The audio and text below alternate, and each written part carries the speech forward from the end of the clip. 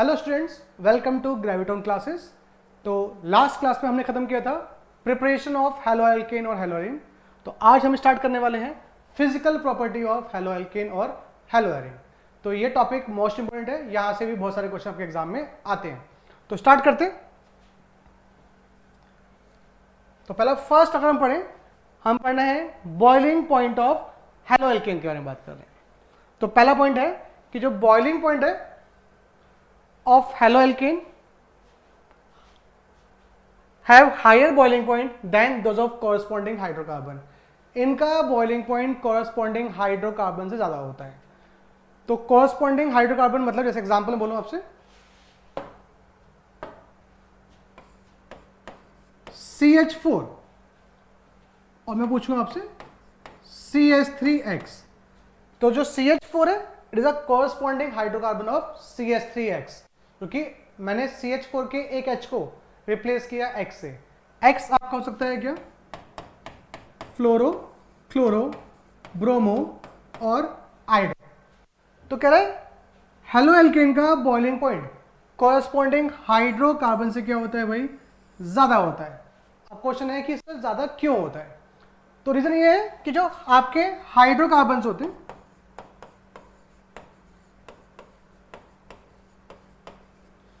उनमें सिर्फ एक ही फोर्स होती है, इसको बोलते हैं हम van der Waals force of attraction.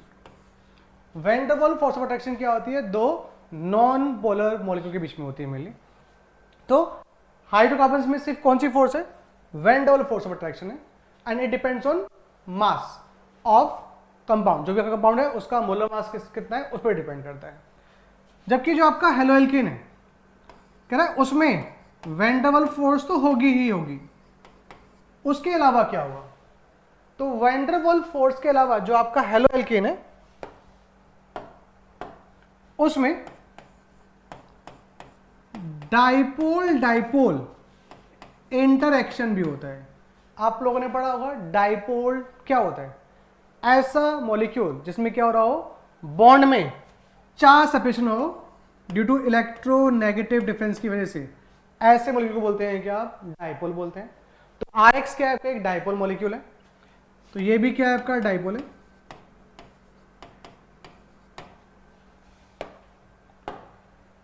एक डाइपोल का नेगेटिव पोल क्या करता है भाई? दूसरे डाइपोल के पॉजिटिव को क्या करता है? अट्रैक्ट करता है। तो अगर डाइपोल एक का नेगेटिव क्या कर रहा है? दूसरे के पॉजिटिव को अट्रैक्ट कर रहा है, तो ऐसे अट्रैक्शन को ही बोलते हैं क्या? डाइपोल डाइपोल इंटरएक्शन बोलते हैं। तो आपके पास जो हाइड्रोकार्बन था उसमें थी सिर्फ क्या? Van der Waals force of attraction थी। जबकि जो आपका हेलो एल्केन है उसमें वैन डर वाल्स फोर्स तो है ही, प्लस साथ में क्या आ गई भाई? डाइपोल डाइपोल इंटरेक्शन भी आ गया। तो अगर मॉलिक्यूल के बीच में डाइपोल डाइपोल इंटरेक्शन आएगा तो उनका बॉइलिंग पॉइंट क्या हो जाएगा? कॉरस्पॉन्डिंग हाइड्रोकार्बन से क्या हो जाएगा भाई? ज्यादा हो जाएगा। दैट्स वाई RX का बॉइलिंग पॉइंट कॉरस्पॉन्डिंग हाइड्रोकार्बन से क्या होता है? ज्यादा होता है। तो लिखा हुआ है, पढ़िए एक बार। Halo alkanes have higher boiling point then those of corresponding hydrocarbon. क्यों? This is due to the greater polarity. इसके पास क्या है भाई? पोलैरिटी है। पोलैरिटी का मतलब क्या है? यहाँ पर चार्ज सेपरेशन है, as well as higher molecular mass. आपने क्या किया भाई? H को रिप्लेस किया किससे? X से। अगर मैं फ्लोरीन की ही बात करता हूं तो फ्लोरीन का एटॉमिक मास कितना होता है? 19, जबकि H कितना होता है भाई? 1 होता है। और अगर मोलर मास बढ़ता है तो वैन डर वाल्स फोर्स भी बढ़ती है। तो पोलैरिटी की वजह से क्या आ रहा है? डाइपोल डाइपोल मोमेंट आ रहा है, और इसकी van der Waals force corresponding hydrocarbon से ज्यादा है। क्यों है? क्योंकि मास भी क्या है? ज्यादा है। तो लिखा हुआ है it is due to greater polarity as well as higher molecular mass as compare to parent hydrocarbon. जो भी आपका पेरेंट हाइड्रोकार्बन है उससे ज्यादा होगा। The intermolecular force of attraction कौन कौन सी है बताइए आपको? मैंने अभी dipole dipole and van der Waals are stronger in the haloalkane. तो क्वेश्चन पूछेगा कि हेलो एल्केन का बॉइलिंग पॉइंट कॉरस्पॉन्डिंग हाइड्रोकार्बन से ज्यादा होता है। क्यों होता है? पहली चीज RX मॉलिक्यूल क्या है आपका, पोलर मॉलिक्यूल है, तो उसमें क्या होगा, डायपोल डायपोल इंटरेक्शन होगा। दूसरा X का मास भी क्या है, H से ज्यादा है, तो अगर मास ज्यादा होगा तो वन डबल फोर्स भी ज्यादा होगी। तो इन दो पॉइंट की वजह से इनका बॉइलिंग पॉइंट कॉरस्पॉन्डिंग हाइड्रोकार्बन से ज्यादा होता है। आई थिंक आप लोगों को क्लियर हुआ होगा पहला पॉइंट। सेकंड पॉइंट देखते हैं।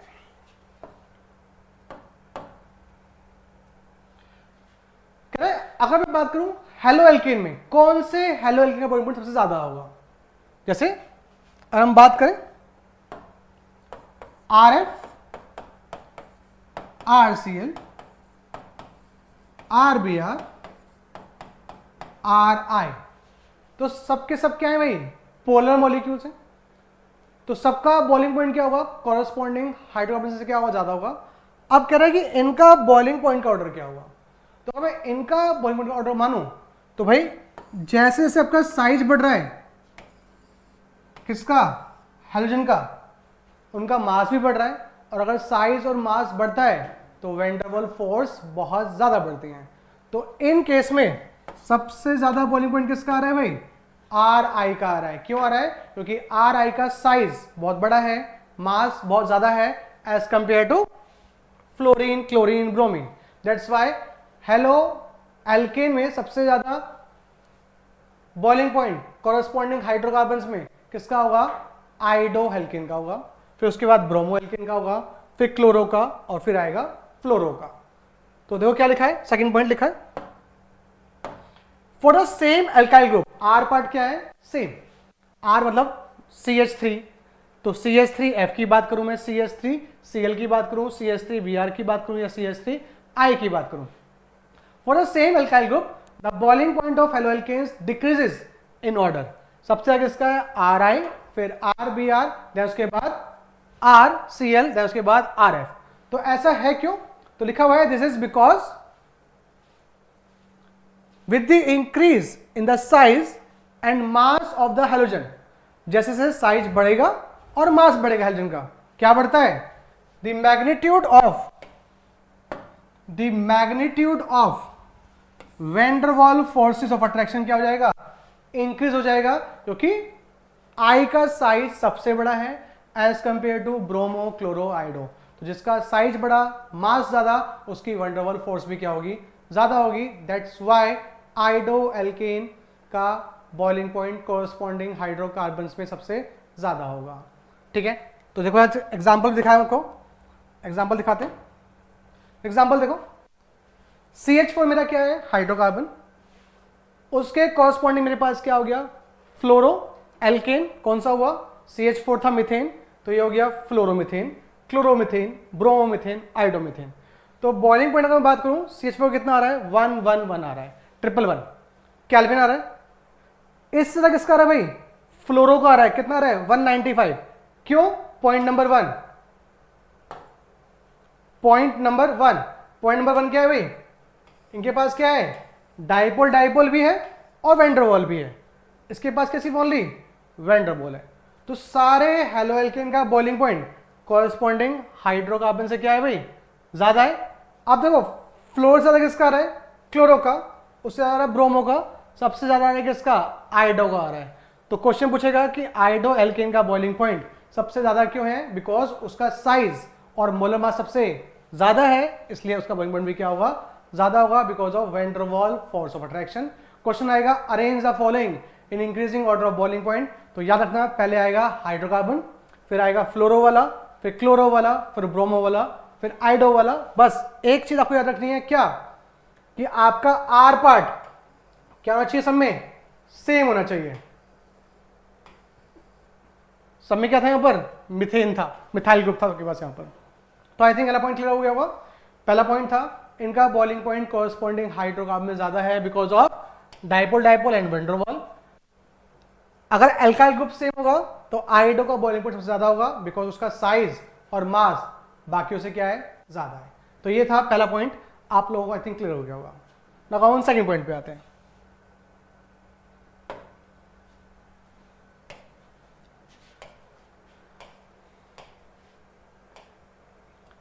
इंपॉर्टेंट है, कह रहा for the same halogen atom, अगर हेलोजन एटम सेम है, the boiling point increases with increases in the size of the alkyl group. कह रहा है अगर मैं एल्काइल ग्रुप का साइज बढ़ाता जाऊंगा तो बॉइलिंग पॉइंट भी क्या होगा भाई, बढ़ता जाएगा। समझो कैसे। कह रहा है मेरे पास क्या है, इसे CH3Cl है, CH3CH2Cl है। तो यहां पर था आपका एल्काइल पार्ट था मिथाइल, यहां पे क्या हो गया भाई,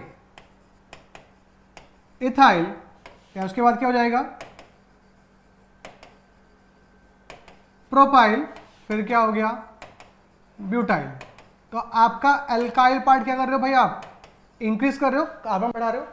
कितना बढ़ रहा है भाई, जब मैं यहां से यहां जा रहा हूं तो CH2 यूनिट बढ़ रही है, यहां से यहां भी CH2 यूनिट बढ़ रही है, यहां से यहां भी क्या बढ़ रही है, CH2 यूनिट बढ़ रही है। क्या बढ़ रहा है आपका 14 मास यूनिट इंक्रीज हो रही है। तो अगेन अगर मोलर मास बढ़ेगा या मॉलिक्यूलर मास बढ़ेगा तो बॉइलिंग पॉइंट भी क्या होगा, बढ़ेगा, because of increase in van der Waal force of attraction.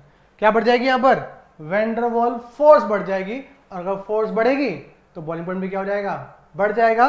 तो अगर पूछेगा इनका ऑर्डर, तो ऑर्डर क्या है बॉइलिंग पॉइंट का, सबसे कम हुआ 1 कार्बन वाले का, फिर 2 कार्बन वाले का, उससे ज्यादा 3 का, उससे ज्यादा, सबसे ज्यादा हुआ 4 कार्बन का, एंड सो ऑन।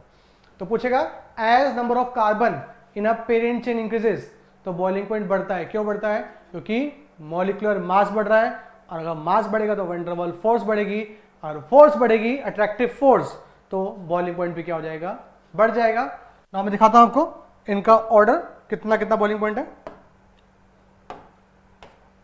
तो देखिए आपके सामने लिखा हुआ है, you have chloromethane, you have chloroethane, chloropropane and chlorobutane. तो बॉइलिंग पॉइंट कितना है इसका 249, इसका है 285.5, फिर है 320, लास्ट में 351.5। तो बॉइलिंग पॉइंट क्या हो रहा है भाई, बढ़ रहा है। सबसे कम किसका है, क्लोरोमिथेन का, उससे जाके किसका हो गया फिर क्लोरोइथेन का, फिर क्लोरोप्रोपेन का, उससे जाके किसका आ रहा है क्लोरोब्यूटेन का। तो बॉइलिंग पॉइंट बढ़ रहा है, क्यों बढ़ रहा है, क्योंकि क्या बढ़ रहा है, आपका मॉलिक्यूलर मास बढ़ रहा है, जिसकी वजह से वैन डर वाल फोर्स बढ़ती है। आई थिंक ये पॉइंट सबको क्लियर हुआ होगा। Now come on next point, that's a most important point. आपके एग्जाम में ये वाला पॉइंट आपको याद रखना है भाई। फॉर आइसोमेरिक हेलोएल्केन, तो एक वर्ड आया यहां पे आइसोमर्स। तो आइसोमर्स वो होते हैं जिनका मॉलिक्यूलर फॉर्मूला सेम होता है, बट रिप्रेजेंटेशन या स्ट्रक्चर डिफरेंट होता है, उन्हें बोलते हैं कि आप आइसोमर्स बोलते हैं। तो कह रहे हैं फॉर आइसोमेरिक एल्काइल हैलाइड, कह रहे हैं अगर आइसोमेरिक एल्काइल हैलाइड है तो जैसे जैसे ब्रांचिंग बढ़ती है आपका बॉइलिंग पॉइंट कम हो जाता है। तो पूछता है ऐसा क्यों होता है, as branching increases boiling point क्या होता है, डिक्रीज हो जाता है। जो दिखाते हैं कैसे, कह रहे हैं the boiling point decrease with branching. अगर किसी में कोई ब्रांचिंग नहीं है उसका बॉइलिंग पॉइंट ज्यादा होगा, जिसमें एक ब्रांचिंग है उसका बॉइलिंग पॉइंट ज्यादा होगा, जिसमें 2 ब्रांचिंग है। तो याद रखना अगर ब्रांचिंग बढ़ती है बॉइलिंग पॉइंट घटता है। क्यों घटता है, क्योंकि जैसे जैसे ब्रांचिंग बढ़ती है molecule acquire the shape of sphere, और स्पेयर का एक स्पेयर का दूसरे स्पेयर से कांटेक्ट एरिया बहुत कम होता है, तो उन दोनों के बीच में अट्रैक्टिव फोर्स बहुत कम होगी, और अगर फोर्स कम होगी तो बॉइलिंग पॉइंट भी क्या होगा भाई, कम होगा। तो लिखा हुआ है this is due to reason that with branching क्या हो रहा है, surface area of the alkyl halide क्या हो रहा है, डिक्रीज हो रहा है। और अगर सरफेस एरिया घटेगा and hence the magnitude of van der Waal force of attraction decreases. तो अगर सरफेस एरिया कम हो जाएगा तो एक मॉलिक्यूल का दूसरे मॉलिक्यूल से अट्रैक्टिव फोर्स भी क्या हो जाएगा, कम हो जाएगा, और अगर फोर्स कम तो वो जल्दी बॉइल कर जाएगा। तो क्या हो गया, बॉइलिंग पॉइंट कम हो गया। तो ये क्वेश्चन आपसे एग्जाम में पूछेगा, कैसे समझो। देखिए जैसे मेरे पास एग्जांपल मैं बोलूं, मेरे पास एक कंपाउंड है, इसके अंदर कोई भी ब्रांचिंग नहीं, पहले के अंदर देयर इज नो ब्रांचिंग। क्या है ये, CH3 CH2 CH2 Cl, that is N butyl chloride, normal chlorobutane आपके पास है। अगला वाला जो है उसमें आपके पास क्या आ रही है भाई, एक ब्रांचिंग आ रही है, उससे अगले में भी क्या है, एक ब्रांचिंग आ रही है, एंड लास्ट वाले में क्या आ गया भाई, दो ब्रांचिंग आ गई। तो मैंने अभी बताया आपको यहां पे कोई ब्रांचिंग नहीं है, बॉइलिंग पॉइंट है 351, यहां पे एक ब्रांचिंग आ गई, तो बॉइलिंग पॉइंट कितना हो गया, लगभग सेम ही है 342 341। लेकिन जैसे क्या आ गई भाई आपके पास दो ब्रांचिंग आ गई, बॉइलिंग पॉइंट क्या हो गया और कम हो गया। तो जैसे जैसे जैसे जैसे नंबर ऑफ ब्रांचिंग क्या हो रही है, इंक्रीज हो रही है, बॉइलिंग पॉइंट क्या हो रहा है, डिक्रीज हो रहा है। तो बॉइलिंग पॉइंट घट क्यों रहा है भाई, क्योंकि ब्रांचिंग होगी तो मॉलिक्यूल का सरफेस एरिया क्या हो जाएगा, कम हो जाएगा। तो एक मॉलिक्यूल से दूसरे मॉलिक्यूल का अट्रैक्शन भी क्या हो जाएगा, कम हो जाएगा। That's why they boil at low temperature. तो आपसे एग्जाम में पूछेगा ये ब्यूटेन 1 ऑल और ब्यूटेन 2 ऑल में किस, सॉरी 1 क्लोरोब्यूटेन, सॉरी 1 क्लोरोब्यूटेन और 2 क्लोरोब्यूटेन में किसका बॉइलिंग पॉइंट ज्यादा होगा और क्यों होगा। तो बता देंगे 1 क्लोरोब्यूटेन में आपके पास कोई भी ब्रांचिंग नहीं है, जबकि 2 क्लोरोब्यूटेन में आपके पास क्या आ गई भाई, एक ब्रांचिंग आ गई है। तो अगर ब्रांचिंग आती है सरफेस एरिया क्या रहता है, क्या होता है भाई, सरफेस एरिया कम हो जाता है। तो एक मॉलिक्यूल का दूसरे मॉलिक्यूल से अट्रैक्टिव फोर्स क्या हो जाएगी, कम हो जाएगी। दैट्स व्हाई बॉइलिंग पॉइंट क्या हो जाएगा, डिक्रीज हो जाएगा।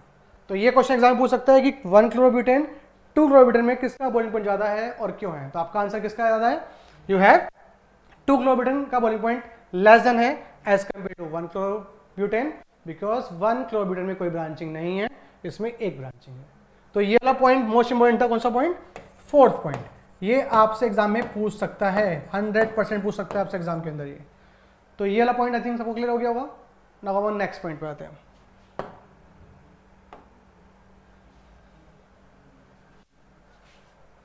That's important point again. Generally, the boiling point of chloro, bromo, and iodo compound increases as the number of halogen atom increases. क्या जनरली क्या होता है, बॉइलिंग पॉइंट किसका, क्लोरो, ब्रोमो, आइडो, एल्किन का बढ़ता है जैसे जैसे number of hydrogen atom increase हो जाते हैं। क्योंकि अगर देखो दिखाता है एग्जांपल, CH3Cl का बॉइलिंग पॉइंट है 249, फिर है CH2Cl2 बॉइलिंग पॉइंट है 313, फिर आया CHCl3 बॉइलिंग पॉइंट हो गया 334, फिर आया CCl4 बॉइलिंग पॉइंट हो गया 350। तो जैसे जैसे नंबर ऑफ हाइड्रोजन क्या हो रहे हैं, बढ़ते जा रहे हैं। यहां पे क्या आपके पास सिर्फ एक हाइड्रोजन है, यहां पे 2 हाइड्रोजन आ गए, यहां 3 हाइड्रोजन, यहां 4 हाइड्रोजन। तो भाई यहां पे एक क्लोरीन था, कितना होता है भाई 35.5 होता है क्या उसका मोलर मास। यहां पे 2 क्लोरीन आ गए, कितना हो जाएगा 71, ठीक है। यहां 3 क्लोरीन आ जाएंगे तो उसमें ऐड कर दो, तो इट इज 106.5। देन यहाँ पे 4 क्लोरीन आएंगे, कितना जाएगा 142। तो क्या हो रहा है भाई, क्लोरीन का मोलर मास क्या हो रहे हैं, बढ़ते जा रहे हैं। क्यों बढ़ते जा रहे हैं, क्योंकि नंबर ऑफ क्लोरीन एटम बढ़ते जा रहे हैं। और अगर मोलर मास बढ़ता है तो वैन डर वाल्स फोर्स भी क्या होगी, इंक्रीज होगी। तो अगर van der Waals force increase होगी तो बॉइलिंग पॉइंट भी क्या होगा आपका, इंक्रीज होगा। तो दैट्स व्हाई मोनोक्लोरो एल्केन का बॉइलिंग पॉइंट कम है किससे, डाइक्लोरो से, उसका कम है किससे, ट्राई से, उसका कम है किससे, टेट्राक्लोरो से। तो क्लोरोफॉर्म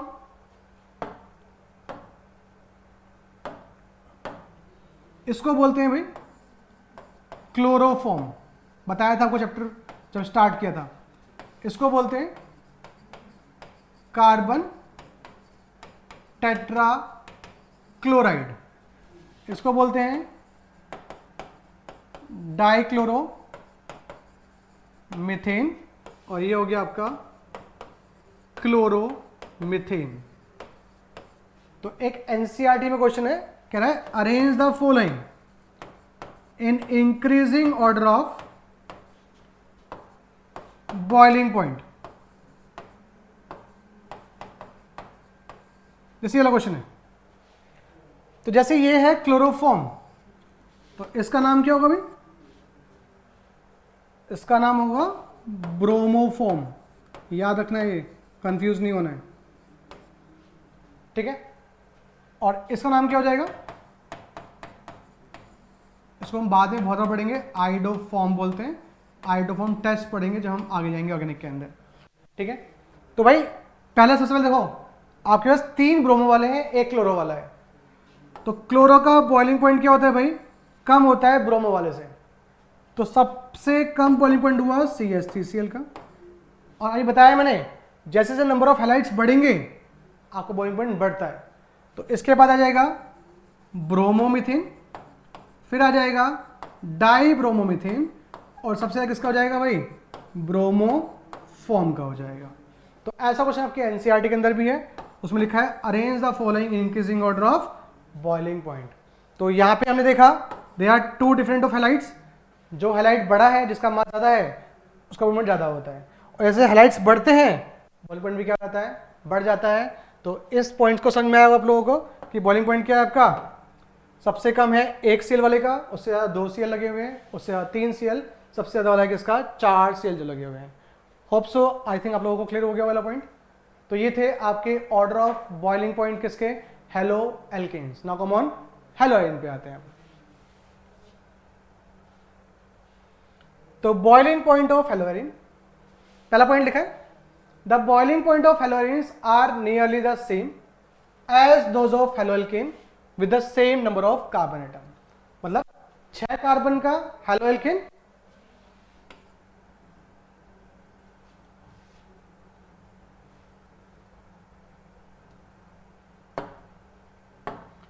क्या 6 कार्बन का नॉर्मल हेलोएल्केन,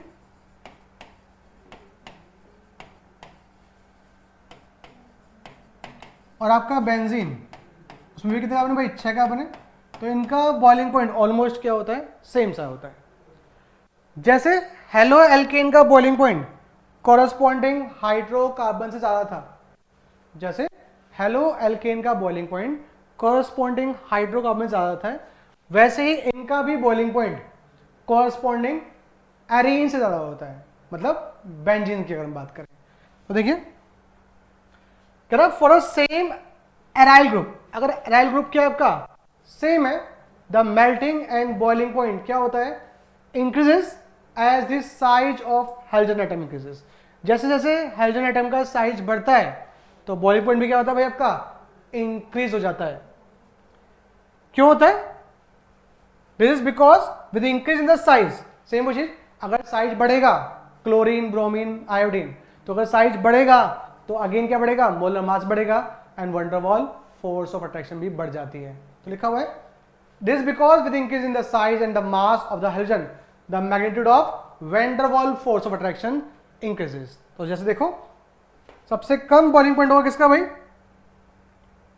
बेंजीन का, क्योंकि बेंजीन क्या आपका? हाइड्रोकार्बन है, उसमें सिर्फ क्या? Only when der Waal force of attraction है, जबकि यहाँ पे वैन डर वाल के अलावा क्या होगी भाई? डाइपोल डाइपोल भी होगी। उससे अच्छा किसका है? फ्लोरोबेंजीन का, उससे ज्यादा है क्लोरोबेंजीन का, फिर ब्रोमोबेंजीन का, सबसे ज्यादा किसका है? आइडोबेंजीन का है। तो हेलो एल्केन का बॉइलिंग पॉइंट कोरस्पॉन्डिंग हाइड्रोकार्बन ज्यादा होता है। इवन जैसे जैसे आप हाइड्रोजन का साइज बढ़ाते जाओगे बॉइलिंग पॉइंट भी बढ़ता जाएगा, क्योंकि मोलर मास बढ़ेगा, जिसकी वजह से van der Waal force of attraction भी बढ़ेंगी। तो ये था boiling point of हेलोएरिन्स। Now come on melting point, एक टॉपिक है, इस टॉपिक पे क्वेश्चन आराम से आता है, ये आपकी एनसीईआरटी के अंदर भी क्वेश्चन है। मेल्टिंग पॉइंट क्वेश्चन क्या है?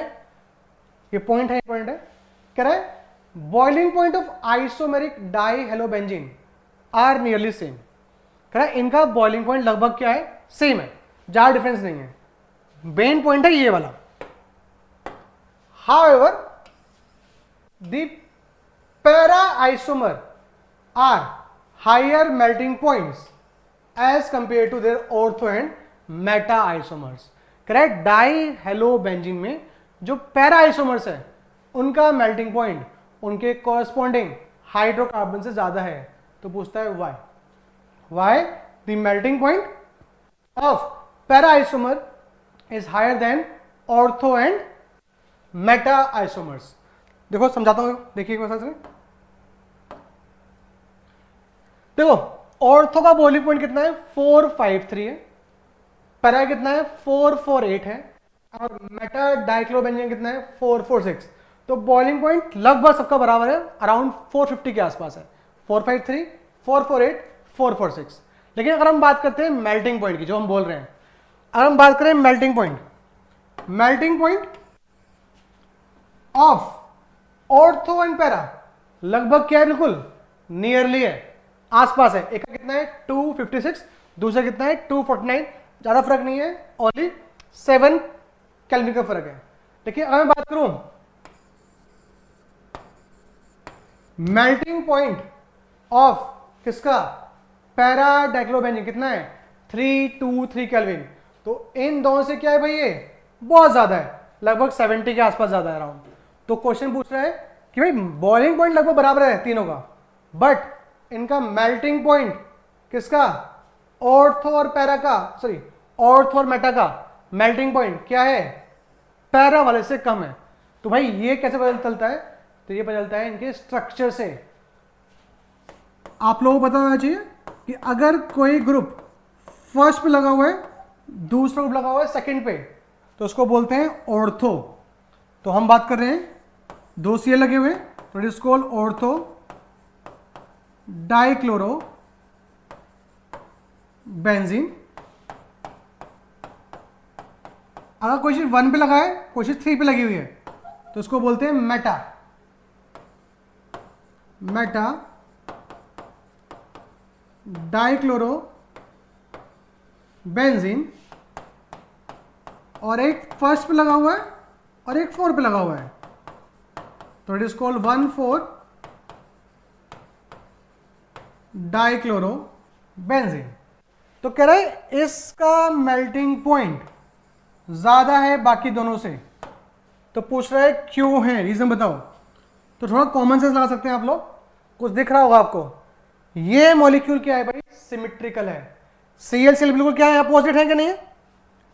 पैरा वाले में जो मेल्टिंग पॉइंट है वो ज्यादा इसलिए है क्योंकि ये क्या है भाई, सिमेट्रिकल मॉलिक्यूल है, दोनों सील को अपोजिट साइड है।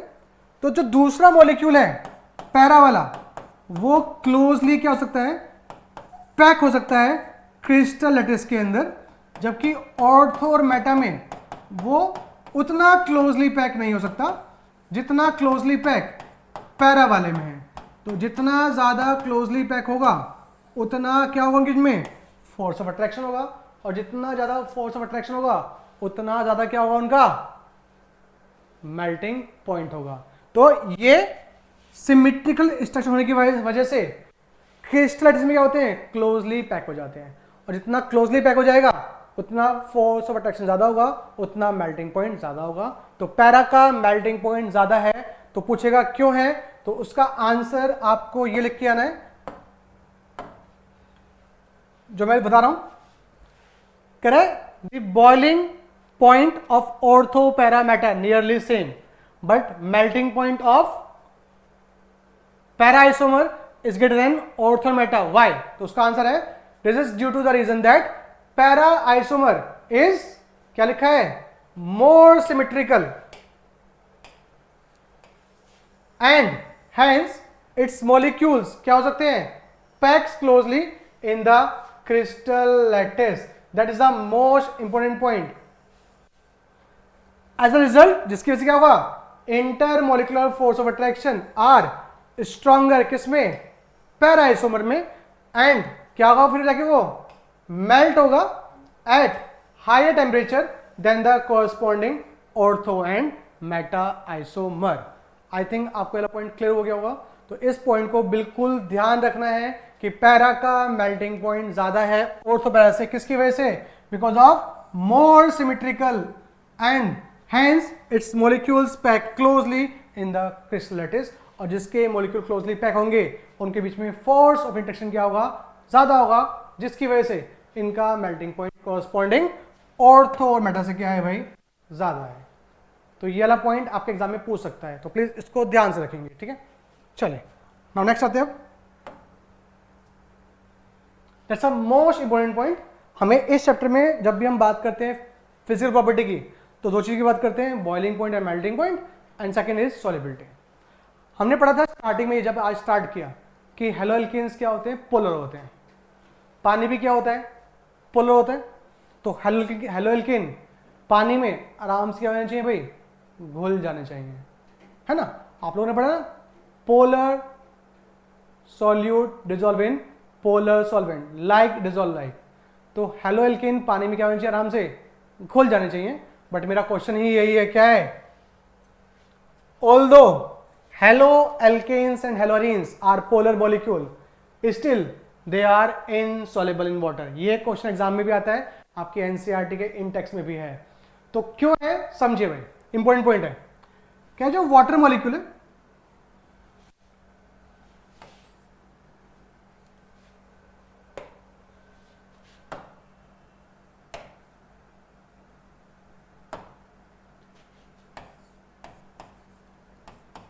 क्या जो वाटर मॉलिक्यूल है, क्या है ये, पोलर मॉलिक्यूल है, आप लोगों को पता है। तो वाटर मॉलिक्यूल के बीच में कौन सी अट्रैक्टिव फोर्सेस होती है भाई, एक वाटर मॉलिक्यूल दूसरे वाटर मॉलिक्यूल को कैसे अट्रैक्ट कर रहा है भाई, पढ़ा है आप लोगों ने भाई, कैसे अट्रैक्ट करता है, दैट इज हाइड्रोजन बॉन्डिंग। क्या है ये, हाइड्रोजन बॉन्डिंग है वाटर मॉलिक्यूल के बीच में। और अभी आप लोगों ने पढ़ा था कि अगर मेरे पास क्या है, हेलो एल्केन है, हेलो एल्केन में क्या होता है भाई, उसमें भी अट्रैक्टिव फोर्स है। कौन सी फोर्स है,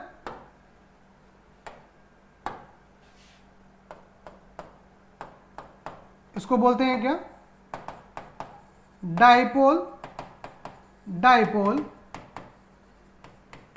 इंटरेक्शन, है ना भाई, क्लियर। अब कह रहे हैं जब पानी आएगा और हेलो एल्केन आएगा, RX H2, तो जब मैं RX को ऐड करूंगा पानी के अंदर, तो एक क्या आएगा, नया इंटरेक्शन आएगा भाई, क्या आएगा, एक नया इंटरेक्शन आएगा। ये भी क्या है, मेरा डाइपोल डाइपोल इंटरेक्शन है, ठीक है। इसका X उसका H। कह रहा है जो नया, देखो सिंपल सी बात है, कोई भी चीज कब सॉल्युबल होगी, कह रहा है जब नया इंटरेक्शन आए वो पुराने इंटरेक्शन से क्या हो, स्ट्रॉन्गर हो। क्योंकि जब भी कोई बॉन्ड तोड़ते हैं या इंटरेक्शन को ब्रेक करना पड़ता है, हमें एनर्जी देनी पड़ती है। जब कोई नया इंटरेक्शन बनता है, एनर्जी क्या होती है, रिलीज होती है। तो इस इंटरेक्शन को ब्रेक करने के लिए एनर्जी आएगी कहां से, वो नए इंटरेक्शन से आएगी। लेकिन जो नया इंटरेक्शन है कौन सा, RX का और वाटर का, वो क्या है भाई, इतना स्ट्रांग नहीं है जितना पानी की क्या है, हाइड्रोजन बॉन्डिंग स्ट्रांग है। तो जितनी इस इंटरेक्शन से एनर्जी रिलीज हो रही है, वो उतनी ज्यादा एनर्जी नहीं है कि पानी के हाइड्रोजन बॉन्ड को ब्रेक कर सके। तो अगर ये वाले बॉन्ड ब्रेक होंगे नहीं, तो ये इजीली सॉल्युबल होगा नहीं। क्वेश्चन था कि पानी में हेलो एल्केन इजी सॉल्युबल नहीं होते हैं, तो भाई सॉल्युबल तब होते जब नया इंटरेक्शन स्ट्रांग होता, उससे जो एनर्जी रिलीज होती वो पानी के हाइड्रोजन बॉन्ड को ब्रेक कर सकती थी। बट नया इंटरेक्शन स्ट्रांग नहीं है as compare to hydrogen bonding in water molecule. तो उस बॉन्ड को ब्रेक करने के लिए यहां से उतने अमाउंट में एनर्जी रिलीज नहीं हो रही है। तो अगर एनर्जी रिलीज नहीं होगी, बॉन्ड ब्रेक होगा नहीं, तो ये इंटरेक्शन कब हुआ नहीं, जिसकी वजह से इनकी सॉल्युबिलिटी पानी में क्या है, कम है, बहुत ही कम होती है, ठीक है। तो इसका आंसर एग्जाम में क्या लिख के आना है, ये क्वेश्चन 100% आपको मिलेगा, आपके यूटी में मिल सकता है, प्री बोर्ड मिल सकता है, बोर्ड में मिल सकता है। तो इसका आंसर नहीं बोलना है आप लोगों को।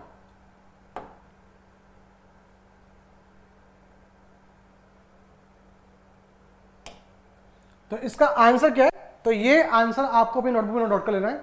कह रहा है in order for haloalkane to dissolve in water, in order to haloalkane dissolve in water, energy is required to overcome the attraction between the haloalkane molecules and break the hydrogen bond between the water molecule।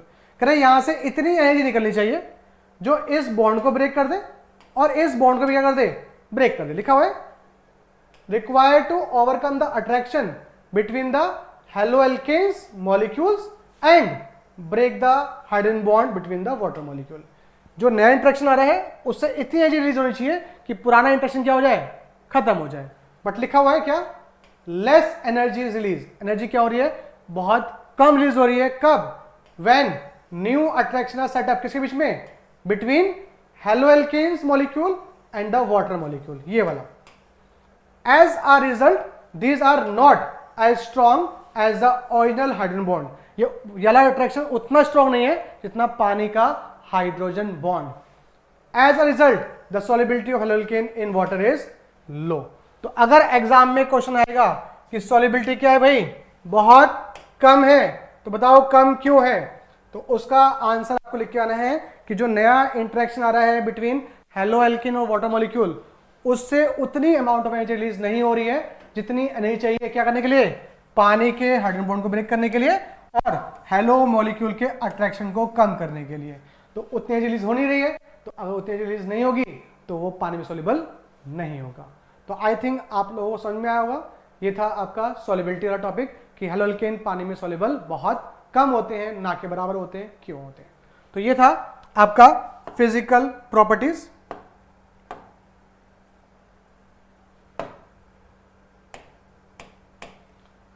तो thank you so much. तो ऐसे ही update लेने के लिए please like करिए, subscribe करिए our channel VA graviton. हम ऐसे ही आपको अपडेट देते रहेंगे। और नेक्स्ट टॉपिक हम पढ़ेंगे फिजिकल प्रॉपर्टी, तो आज हमने पढ़ लिया। नेक्स्ट टॉपिक भी पढ़ेंगे chemical properties of haloalkanes and हेलोएरिन। Thank you so much.